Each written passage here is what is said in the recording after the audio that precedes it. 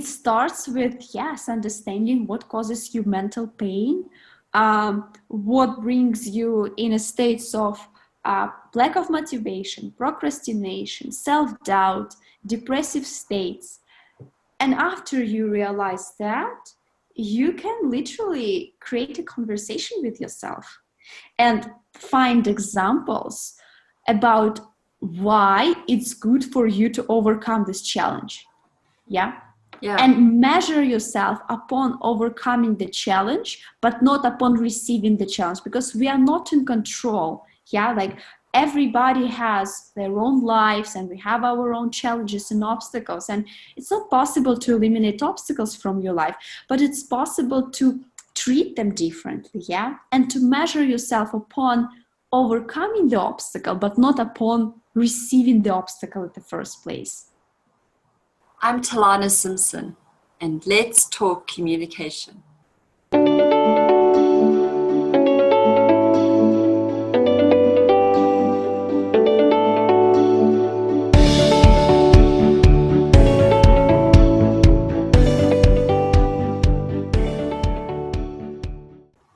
I'm Telana Simpson, and this is Let's Talk Communication.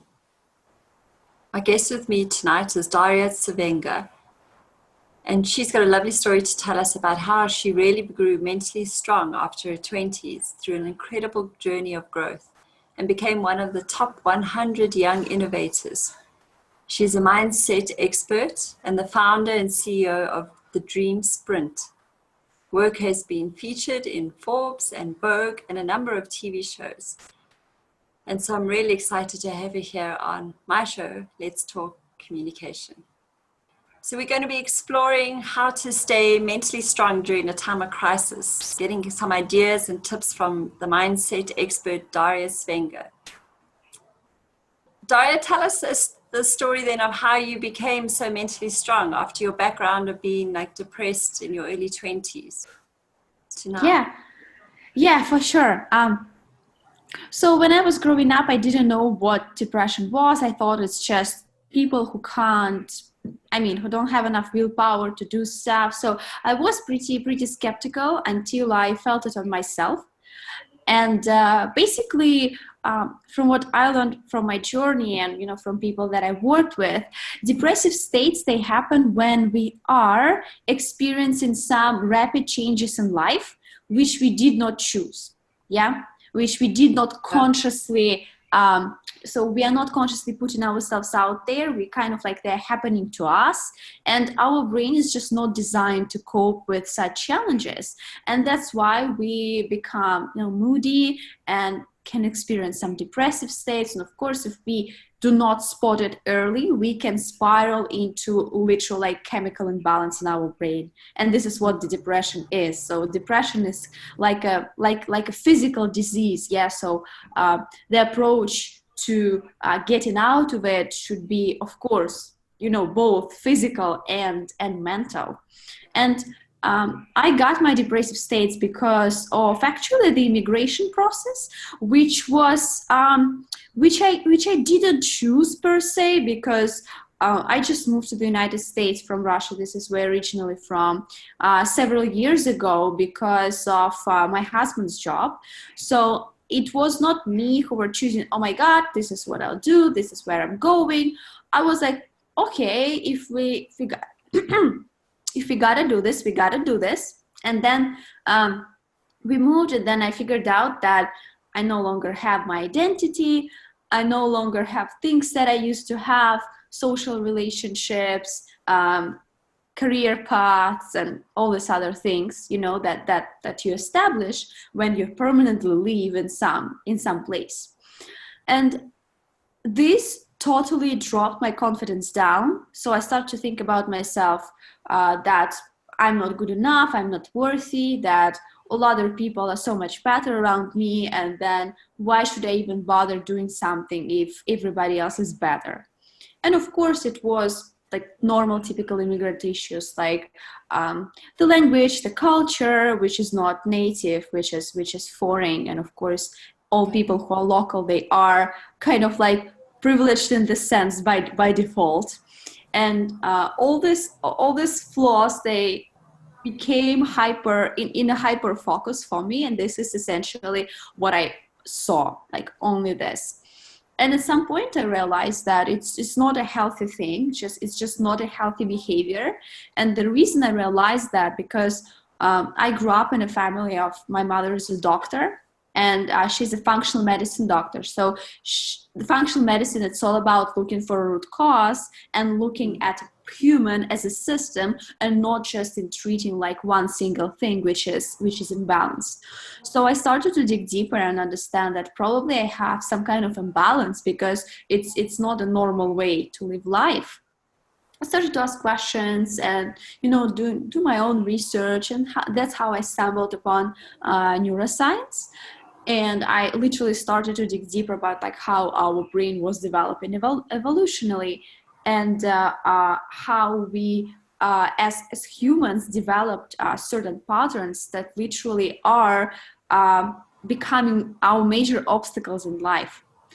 And what I figured out is that my first biggest insight was that our brain, it's not designed to make us automatically happy. It's just not what it does. It's not its goal. It's not its job. So how can we ask, for example, of a bus driver to drive an airplane? Yeah. So there is a chance that this person can do this, but it's also probably the probability that it's not happening. It's there too. So, but the bus driver can train themselves, to drive an airplane, and vice versa. So this is how basically we are establishing the relationship with the brain. We must understand what it's capable by default and what it's capable only with the training. Yeah. And this is where my insight came, that our brain, it puts us in misery by default. Okay. This is an easy thing. This is like the easiest thing.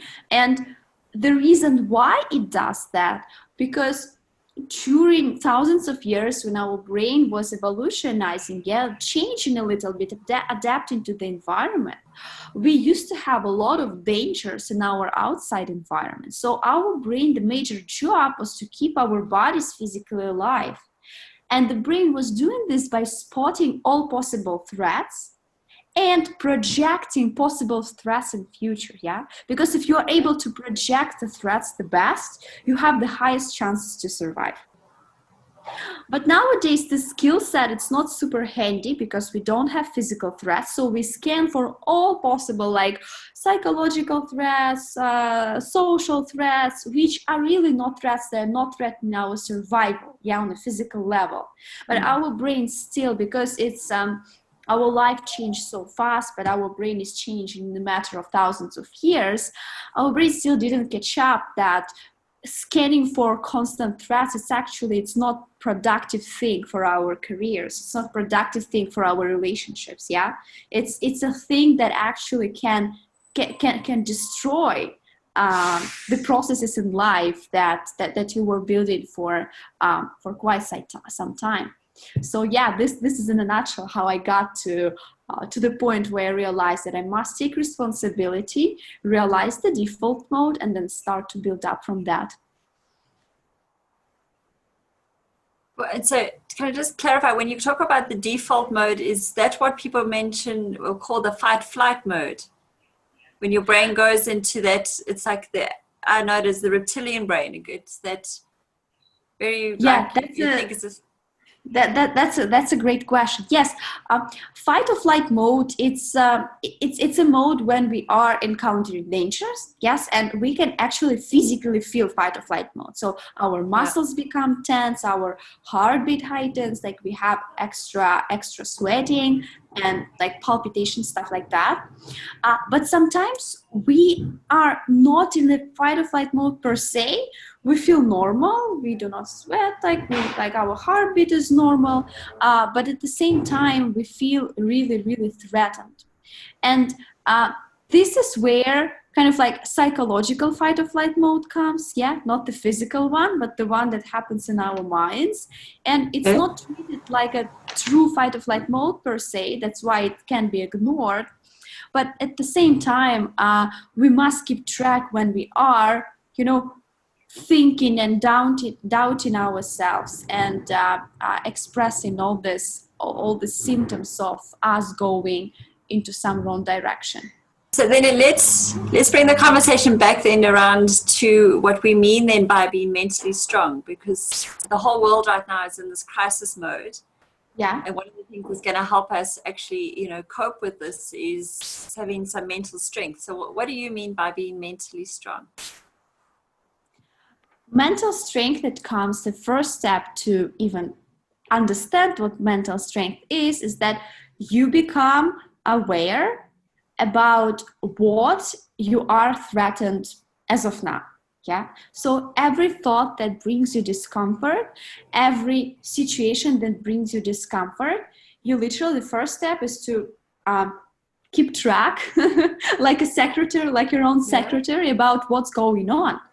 And this is how you can understand, like, with what you're working. And once you do this for some time, you will notice some patterns. You will notice that when this type of situation happens, you feel this way. Yeah. When you receive, for example, a no from a potential client, you feel doubtful about yourself. Yeah. You start to link things together, and then you start to understand, like, is there a logical reason for me to feel doubtful about myself when I get one rejection? For example, yeah, if we are talking about this batch of mental resilience, and then you talk yourself out of that, and you say to yourself, okay, statistically speaking, like, how many no's are people getting before hitting their milestones? Yeah. And you start to feed your brain all this information that actually would support that getting rejections is even good. Because if you're not getting them, it means that you're not moving forward. And it's not possible to go from point A to point B without moving. Yeah. So how can we change our relationship to the notion of rejection? Yeah. How can we attach different emotions to that? Yeah. Emotions of movement, emotions of us using our willpower, using our desire and motivation to go forward. And once you talk yourself out of feelings, of negative feelings that you feel because of the rejection, you do it once, you do it twice, yeah, you do it several times consciously, and eventually this thought of talking yourself out, of being nasty within your own mind, it will get easier. And then on a 30th time, when you hit the rejection and you automatically started to feel self-doubt, your brain will automatically already put a thought in your head that, okay, let's talk about that. Let's move out of this zone. Yeah. And by repetition, you start to basically, you're creating your own evolution of your own brain in a matter of your life. Because our brain can change. Yeah, neuroplasticity. Our brain changes. And it changes when we are doing something over and over again. Yeah. Yeah, repetition. So this is basically the pattern. You spot it, you talk yourself out of it, you repeat it. And so that is how you can become mentally strong. So mental strength is the ability then, if I'm understanding you, to change the state you're in by changing or challenging your thinking pattern, your thoughts. It's a way to become mentally strong. Like when you are mentally strong, it's like you are playing with you're playing like tennis with a wall, and every time the ball hits the wall, it bounces back. Yeah, there is no other person who can miss the ball. Yeah, there is a wall.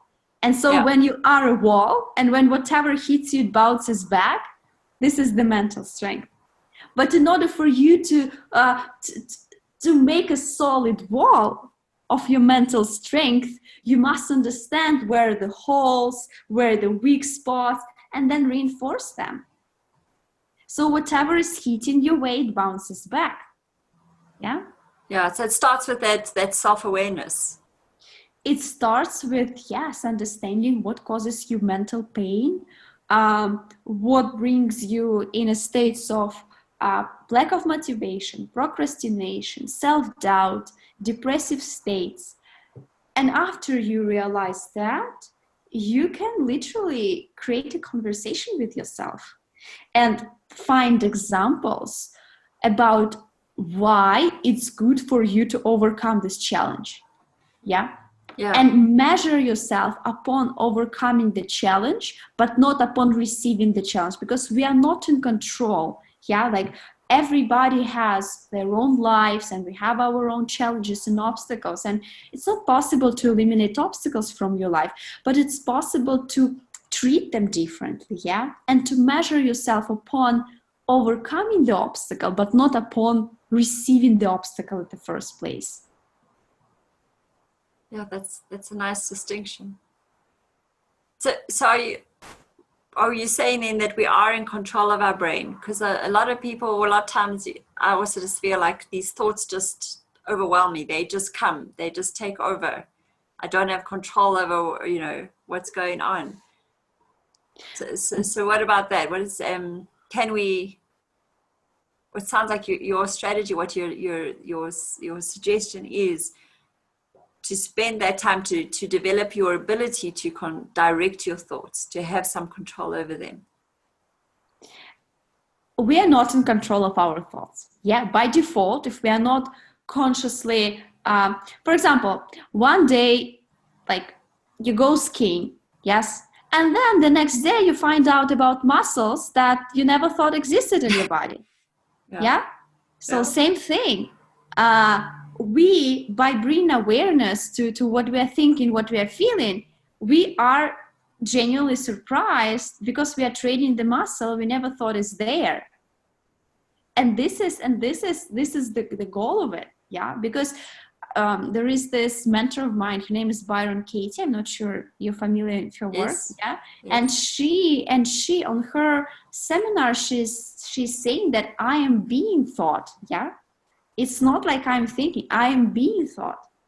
And when you're being thought, you ask yourself what I'm being thought about. And then you start to see, because unless you see this, you can't do much. Yeah, you can't talk yourself out of it. You can't reason with yourself if you're just receiving without putting proper accounting in. So you must put your proper account in order to understand, yeah, where you pay your taxes, where you pay your expenses, and stuff like that. The same thing with your brain. You're putting proper system in place. Once the system is in place, you can use it. It's hard the first time, it's hard the second time, but then by repetition, you are able to incorporate this. So yeah, this is the thing. So you mentioned earlier about procrastination, because that's something a lot of us battle with. We're always putting off those important big tasks to the last minute and then working flat out. So what does neuroscience then tell us about how we can overcome putting off those tasks? By recognizing what scares us in them. Yeah. Okay. Because our brain goes into the mode of being frozen, like the deer in the headlight situation. Yeah, the fight, flight, freeze, I think it is. Like freeze, literally, like physical freeze. Like for animals, for example, in the animal world, it's literally freeze. Like there is this video that I sometimes show on my workshops that literally from the news on NBC channel, deer in the middle of the road, literally frozen, and just it doesn't move. And then a man comes out of the car. Thank God he was able, to stop, to hit the brake. He comes out of the car, he lifts this deer and he carries it away. And deer doesn't move. This is how fear works with our biology. Yeah, we become frozen. And so this frozen spot, of course, it's getting in between us and our goals and our tasks that we want to hit. So what are we fearful about? Are we fearful about that we will invest this time and then we'll get zero result because we are not good enough? Yeah. Are we fearful that we are spending all this time and it will be uncomfortable? You would want to do this and that, and then at the end of your allocated time frame, you will still have no result. Like, what's the narrative that turns on? Yeah, when you are putting some tasks off, or maybe it's just not super important. Maybe it's just literally not the time. Yeah. Sometimes if it's something is too kind of like forceful, maybe it's just not the time, and it's okay. You're not putting it off. You just decide that you will do it when you understand that it's time. So it's a healthy balance between like, I must just figure out my fears and move on, or I must maybe reconsider if it's the right time frame in my life for this. So again, it sounds like those awareness questions, doing the exercise of becoming aware of what's holding you back. Yeah, what do you tell yourself? Yeah, when you're putting off this task, what do you tell yourself? What are you being taught in this moment? And then challenging that to find a solution. So then let's, with that as like the framework or the foundation of being mentally strong. When we look now at this crisis we're in around COVID-19, and a lot of people are living in fear, you know, around the virus and that. What are your thoughts then, or comments to them to help them to get through this crisis? First of all, it's really good to understand that fear and different negative emotions, you hear those are airplanes, because in LA there are like, you know, social things that are happening. There's still all over the place. Still, I mean, helicopters and all this stuff. And I live in West Hollywood, and this is kind of like the major scene of action during the last couple of weeks. Okay. So yeah, it's not only COVID, it's like social issues that came up during the last several weeks in the United States and Europe. I'm not sure if you have something in your part of the world socially. Did it affect your country too? Yeah, well, we're still in lockdown, level 3 lockdown, yeah. Here in South Africa. So yeah, it's bringing up a lot of challenges. That, you know, it's highlighting the challenges in our country. Yeah. But we have here, on top of COVID, we had this, probably you've seen like this looting and rioting, yes, about the police thing and stuff like that. So the helicopters, it's about this. It's not about COVID. It's about like this social things that social happen. Issues, the social issues that arose some time ago. Okay, so back to our question. Yeah, because with all of that happening, there's a lot of that feels like it's out of our control. It's you know, not much we can do about it. So how do we be more mentally strong? So first of all, in order for you to do something, yes, become aware about what type of information you are feeding your brain. Yeah, you can't expect eating like chips and popcorn and then feeling amazing like in the morning. Yeah, you can't have for dinner chips and popcorn and expect that your energy will be at the peak. So and our brain, it has a special notch for negative news, for like the worst things that happen in the world. And in this case, when people are telling me, Daria, like such horrible things happen, I'm like, first of all, you are becoming super aware about what's going on, because you actually can help. Like you are in the position to help, and not just to put more negative emotions out there. If you are in a position to help, that yes, please be aware, do your thing. If you have a charity, if you have an organization which specifically helps with this issue, do your thing. If you have nothing to do with this, Literally, if your contribution, it's not beyond like staying home and socially distancing and stuff like that, which everybody knows already, which if your contribution is kind of like on a mundane level, just eat different information. Like, just do not consume information that makes you feel threatened. Yes? And logically, our brain, it wants to know all the worst things that happening in the world because we are designed to spot threats all the time. But these threats, they do not have a lot of things in common with us. Yes, something happens like across the world. Something happens even in your city. First of all, if something important happens, you will know it even without you watching the news. Somebody will tell you, you will see it. But constantly feeding yourself negative information does no good to your immune system, because your immune system weakens when you are processing all this news which are about horrible things. Yeah. At the same time, it's actually really interesting that our media highlights some pieces of information and puts no attention to other pieces of information, but they are kind of like equally threatening.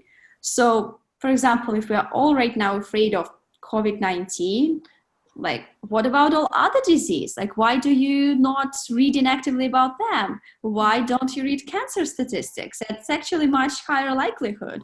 Why don't you read all these other stats? Like, why do you discriminate based on the based on the virus category? So there is, I see that there is no point on super focusing, hyper focusing on one thing. And actually, when I put people in a position, so okay, just Google this stats, Google this stats, like Google how many people dying today, like as of now, we have 7 billion people on the planet. People are dying every day.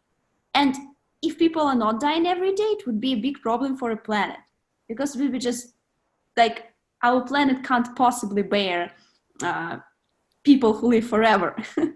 So those are natural processes that are happening. And there is no sane reason for us to be constantly thinking about this and putting our mental energy towards this, because it would make our life miserable. We will feel miserable. And when you feel miserable, you make other people feel miserable. It's just the way it works. And when you make other people feel miserable, like, you're actually doing a disservice to other people by doing a disservice to yourself. So reason with yourself, kind of like in these categories. Yeah, is this all there is? Is this like one side of the picture? Why don't I see the full picture? And if I see the full picture, I understand that it's just ridiculous to be constantly searching for this full picture. So yeah, this is my take on how to cope with nowadays situation. Like, focus on something which is not about like the mainstream information. Like, do your thing. Yeah, read your own books. Choose choose the settings of your Facebook feed. Yeah, you can do your settings. You can do your privacy settings. You can, when you open your phone, you can turn off the news notification. There are a lot of things that you can do in order to safeguard your mental space. Yeah, it's as you said, like food, being selective of what you eat so that you have the right nutrients and vitality. The same with your thoughts. Yeah, so feeding you do not yourself. Feeding yourself right thing. So you do not expect like drinking two pints of Coke every day and then thinking that, you know, it's amazing and expecting have a high energy and clear skin and all these things. Yeah, there are just some things which do not exist in one universe. And same way with information. Of course, if you read how like people are killing people, how things are happening, and I can assure you that many things that they're just not getting into the news. And there are like so many things which happen around the world which are much more horrible than the most advertised things nowadays. But they do not get any media attention at all. So we think like that they do not exist, but they actually do exist. So if you are to think about something bad, think about everything, not just one. Yeah, engage to get some perspective. Yeah. And so maybe the one other distinction I just thought when I was reading up about you, and that was around the distinction between motivation and inspiration. So I was just wondering what your thoughts are on that, and what you think we need more of now in a time of crisis. Yeah, for sure. So motivation, it's more of under your internal control. Yeah, so motivation arises when we have a decision that we want to make something and we have this strong reason why. So yeah, this is the internal push that pushes us to do things. And inspiration, it's something which comes from outside. You never know when the inspiration comes. You can search for it, but you never know when it comes and when it hits you. And it's kind of like the outside pull that helps you get where you want. But when you have both, when you have your internal reasons why you want things, and then you have this external push in the form of inspiration, this is where the best motion happens. Because imagine if you are pushing an object and then at the same time pulling it, it would move the fastest. Yeah, so the same thing with our mind. And also about inspiration, it's actually really interesting because when I work with my clients and we are starting to search together for the inspiration they need, in some cases they have a hard time to be inspired by people around them who have things that they have, because inspiration is easily can be turned into envy or jealousy, which are super normal emotions that all human beings feel. If somebody doesn't feel it, it means that they're lying to themselves. It's just what automatically happens. Yeah, it's just a reaction that we are not in control. Only after it comes, after that, we can take control back and reason with ourselves. And it all happens because basically our brain evolutionized in scarcity, and it means that if your tribe member got to the fruit faster than you, it means that they will have this fruit and there is no other fruit nearby for you. Yeah, same way with the mating opportunities. If a person got the best mating opportunity in the tribe, it means that sorry, ran out. Wait for the next. And so our brain is thinking in these categories still. Yeah, so we must understand that every jealous thought or envious thought that comes, first of all, we are not guilty of that. Yes, it's a normal automatic reaction. And once you stop guilt and shaming, yeah, this is what happens when we find ourselves in the envy and jealousy. You stop your doubts, you stop your shaming, and then you reason with yourself that, okay, we live in the world where there is actually plenty for everybody, everything.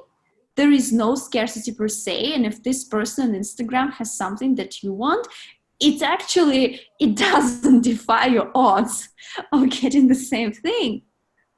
So turn this envy and jealousy into inspiration, in a sense that, okay, if they can do it, I can do it.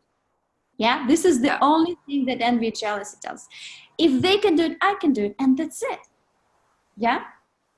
And when you do this exercise over and over again, yeah, every time you find yourself in a jealous or envious thought, you start to reason with yourself faster and faster every single time. And at some point, your brain would just have no interest in being jealous at all. And you will just see the examples. And you will be actually grateful for examples that expand your mindset, because if you never seen it, if you never read about it, if you never heard it, chances are you can't even have a desire for this. You can't have a desire for something that you don't know. You don't know, yeah. You just don't know this yet. So just be grateful that life shows you these awesome examples, yeah? And that you are able to actually act upon these awesome examples and use it as a motivation to act, rather than as a obstacle that, oh my God, they have it. It means that it ran out and it's no longer a viable option. Thanks for that. So I want to shift gears a bit because the show is called Let's Talk Communication. So I wanted to ask you a few things about that, but maybe just to wrap up then on the crisis, is there anything else you want to share just to help us be mentally strong? We covered most. I think we covered the most, and the main thing is literally become aware when you are being thought and talk yourself out. Like, we have an amazing world where all information is accessible. You can find any example you want. Yeah. So if you want to find people who failed 200 times and then they won, you find it. If you want to find people who won from the first time, you find it. So there are all the options possible, and there is no correlations which are like hardcore rules. Yeah. There is no like if then. All these if then constructions, they just show us our mental models. So if you have something, if this, then understand that it's just your subjective point of view. And if it's your subjective point of view, that it means that you can change it and create another subjective point of view. One that's hopefully more affirming or useful to help you get through the crisis. Yeah, that's right. Cool. So with your background then in neuroscience, because it's fascinating how the brain works, because it's like one of our main tools, if we can call it.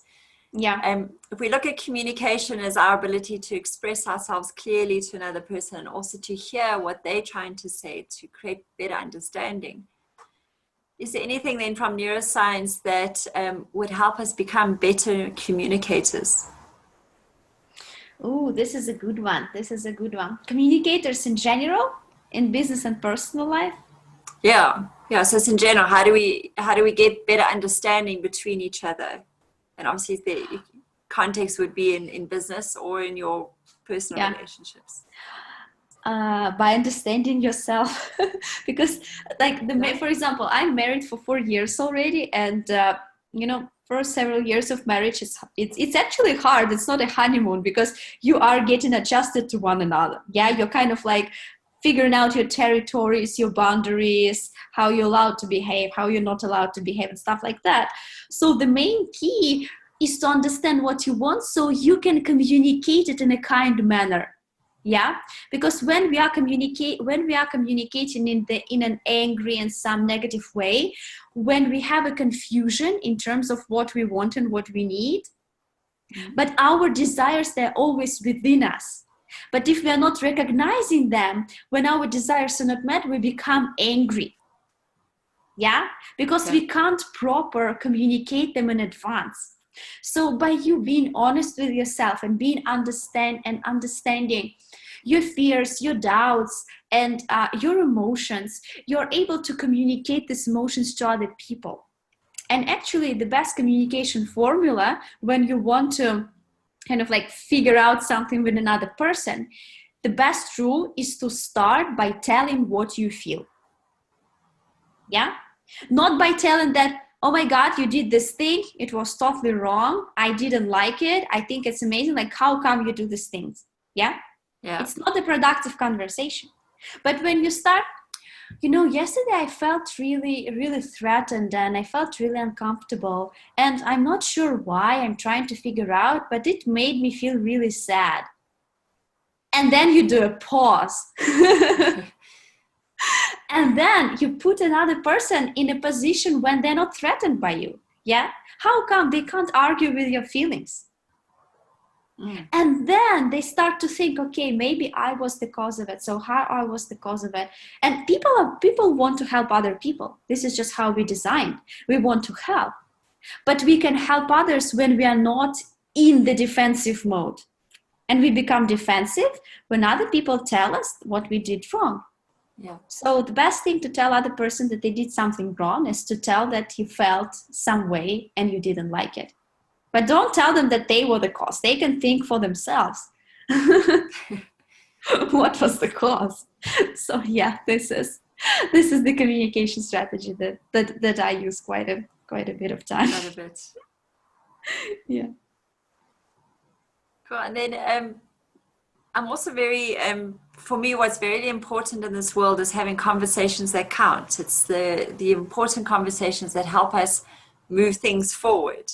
It's often the more difficult conversations to have as well, because they have so much meaning around progressing, or, you know, things shifting or changing in some way.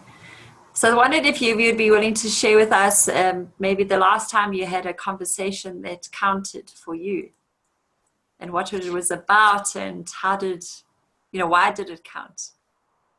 Yeah, it's interesting. Last 3 months, I was not talking to people a lot in person. But I think the record, the record quantity of conversations with my husband, because we're living like 24/7 together for the land. He's in his office right now, next in the next room. Next room, yes. So, yeah, conversation that count. It's an interesting question. For me, conversation that counts is when it starts peacefully and it ends peacefully. Yeah, when there is a thing to figure out and it starts and ends peacefully, I think this is where the progress happens.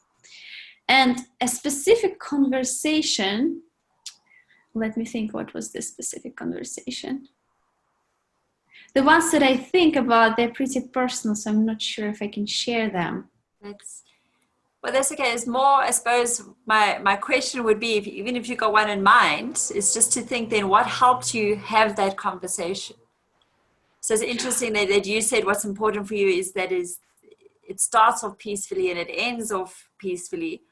And it sounds like from your approach is to own your feelings and to say, I felt this and feel this about this situation, and then just pausing and letting it unravel from there. But is there anything else then that you feel helps you have those conversations and maybe manage the flow of it so that it ends peacefully as well?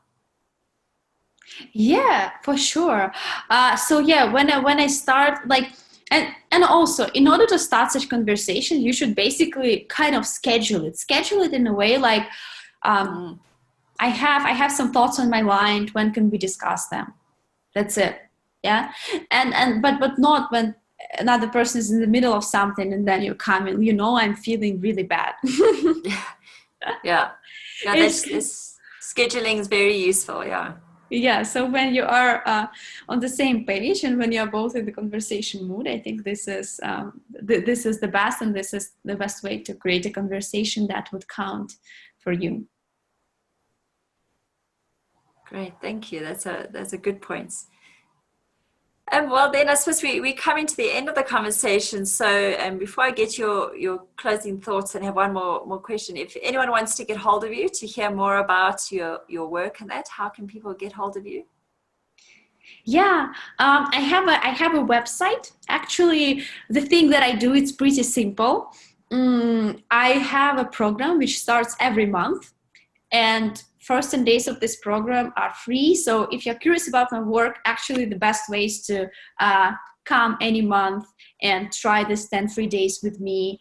And basically what I'll do, I'll bring you from the place of where you're not sure what to do, where you maybe are doubting, like what path should you take. This is kind of like my people that I'm working with, people who are a little bit frustrated or who are not sure what is next for them, but they know that there is more. So I'm walking people through a process which help them to basically extract the best from themselves and then find confidence to actually do things and act.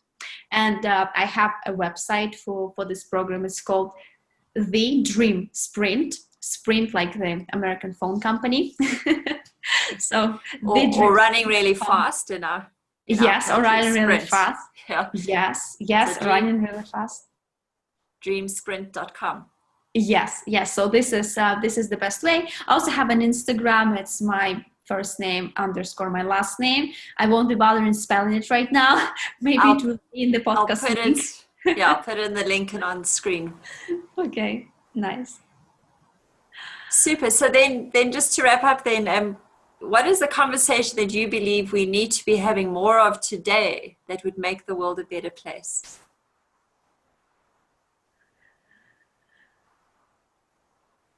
ask yourself, what do you feel? And why do you feel it? Okay? And then if you don't feel what you want, think about how you can change your information intake so you can change what you feel. Yeah, and I think that every single person asks themselves, okay, why do I feel this? What do I feel, and how I can change it? I think we can be all pretty better off. Yeah. And that's interesting. And that's a conversation with ourselves, which is always fruitful. Yes. So any closing thoughts, Daria? Anything else you'd like to share? Enjoy your own company. Learn to enjoy your own company, because you are the best resource for yourself, and every single human is very unique, and we have a lot of amazing qualities and powers and kindness within us. It's just a matter of peeling out the layers that, like this garbage that we are acquiring for various reasons and situations in our life. So clean out your mental garbage quite a bit of time in order to get to this, beautiful flower that you really are. Oh, what a lovely thought. Thank you so much for your time, Daria. Thank you. Thank you so much for having me. Really appreciate that. I'm Telana Simpson, and this has been Let's Talk Communication. For more details, you can find my website, innercoaching.co.za/talk communication. You can find me at Telana Simpson on Instagram. And I hope you go out now and have some more conversations that count. Thank you for listening.